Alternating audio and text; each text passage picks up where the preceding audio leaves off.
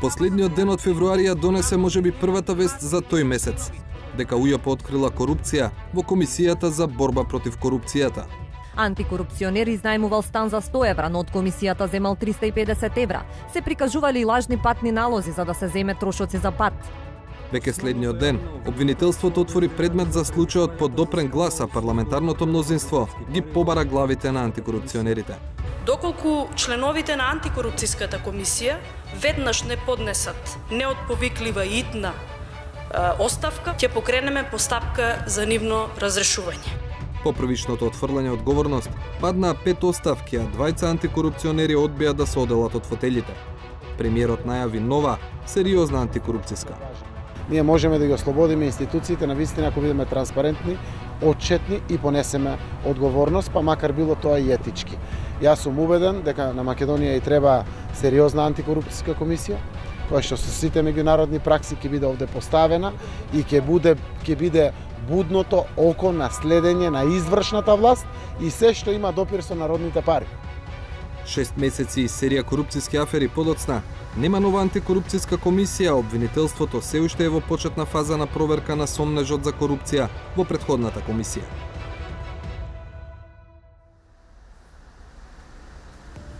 За да овие стаклени врати се канцелариите на антикорупцијската комисија во кој на државен трошок во моментов работат 30 луѓе. Основни цели им се превенција и репресија на корупцијата и намалување на појавата на судирни интереси. Но освен работите кои се од техничка природа, комисијата веќе половина година не ја исполнува својата основна задача. Причината е што нема кворум за седници откако во март мнозинството и председателот на комисијата поднесоа оставки, а власта и покрај најавите до сега не најде за потребно да избере нивни наследници. Не може да се сгреши во предпоставката дека изминатите 6 месеци беа комотни за вработените овде, но и за носителите на јавни функции. Патот по одговори за актуелната состојба го почнавме од настанот што доведе до оставките. Го побаравме засега необјавениот ревизорски извештај на УЈП кој откри незаконски трошења во антикорупцијска. Секторот за внатрешна ревизија на УЈП не може да дава информации согласно етичкиот кодекс на внатрешните ревизори, принципот на доверливост и повелбата за внатрешна ревизија. Одгоре наведените причини за сите информации во врска со работењето на ДКСК, ве молиме да се обратите во ДКСК. Бидејќи во Државната комисија практично нема комисија и председател до кој може да се обратиме, следната адреса ни беше јавното обвинителство.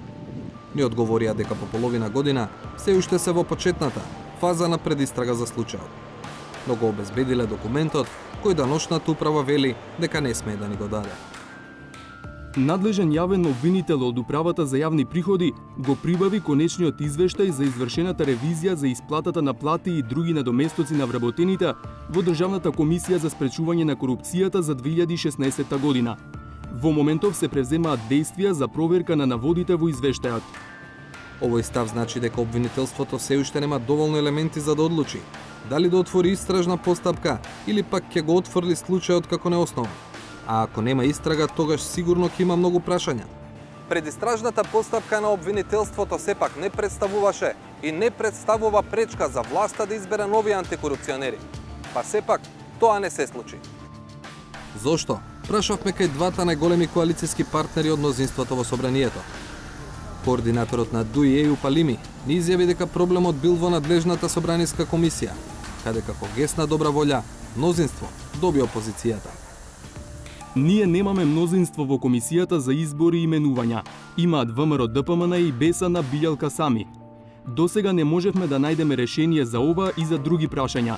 Не станува збор за тоа дека има некакви преговори или поставување услови, туку нема волја за соработка. Координаторот на СДСМ Томислав Тунтев има друго објаснување. Според него по оставките биле соочени со дилемата дали да изберат нов состав веднаш или да ги чекаат најавените законски измени, кој меѓу другото се очекувало да предвидат и нов начин на избор. Прашање е дали и доколку распишевме јавен оглас за избор на нови членови на ДКСК, тој ќе завршеше успешно. Нема професионалец во својата дејност кој би се нафатил на таква одговорна задача, ако однапред знае дека на таа позиција нема да биде подолго од 3 месеци. Дека подготовката на нов закон е причината што антикорупцијска е празна, е објаснувањето и на Министерката за правда. но таа отфрла одговорност за последиците од тоа што Македонија е без комисија за борба против корупцијата веќе половина година. Во надлежност на Министерството за правда е да формира законска рамка, да предложи законска рамка практично. Но исто така има и многу други институции кои што треба да помогнат со својата активност во борбата за корупцијата. Законската рамка е почетната основа. Ние сме надлежни во делот кој што се однесува на Законот за спречување на корупција. Значи, активностите на судиите во судските процеси, активноста на јавните обвинителства во гонење на криминалот и корупцијата е исто така многу битен фактор. Овој одговор министерката го даде на пресконференција минатата недела на која презентираше работна верзија на измените на Законот за борба против корупцијата. Меѓу другото, измените предвидуваат наместо 7 антикорупцијска да брои 5 члена. Изборот повторно ќе го врши парламентот по претходно распишан конкурс, но со заострени услови и по јавно сослушување на сите соодветни кандидати. Една од условите е дека во последните 10 години кандидатот за член или председател на комисијата не смее да бил пратеник, член на влада и не смел да врши функција во орган на политичка партија. Ке се бара од кандидатите да поднесат изјава дека ќе прифатат постапка за проверка на интегритет доколку бидат избрани. Тоа што министерката го представи како измени на постојниот закон, според неофицијалните информации од дел на невладиниот сектор, требало да биде комплетно нов закон во кој би бил вметнат и Законот за спречување на судирот на интереси.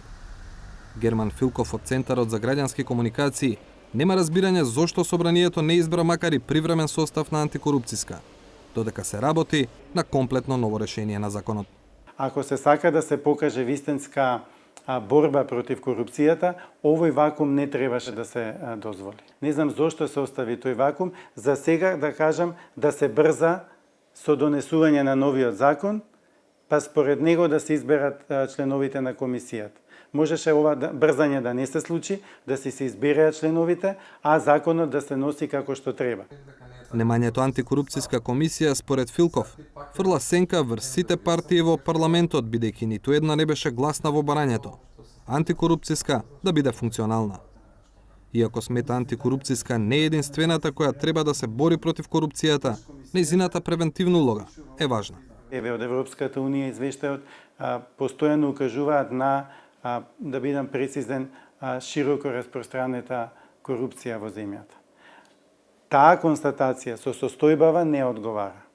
Како и сакаме да анализираме, што и да сакаме да кажеме, ако имаме широко распространета корупција, а во моментов немаме, ниту ќе имаме или колку месеци ќе немаме комисија која што може полноправно да одлучува или полноважно да одлучува, не се одействуваат и секако не се испраќа добар сигнал. И спрема внатрешните фактори, спрема граѓаните, и спрема надворешните, онаму каде што сакаме да одиме, односно Европската унија. Во најдобро можно сценарио, новата антикорупцијска комисија може да почне со работа до крајот на оваа година. Тоа значи дека Македонија уште неколку месеци ќе остане без институција, чија основна функција е да реагира и постапува, како во случаите од последните месеци. 160.000 евро од фондот за иновации легнале на сметката на Каст Инвест, компанија во која вице-премиерот Кочан Јушев е косопственик. Обвинителството по допрен глас оформи предмет. Контроверзниот тендер на Министерството за здравство за набавка на реагенси под лупа на обвинителството. Поради забележани недостатоци во документацијата, тендерот за набавки на реагенси тежок 35 милиони евра замина во историјата.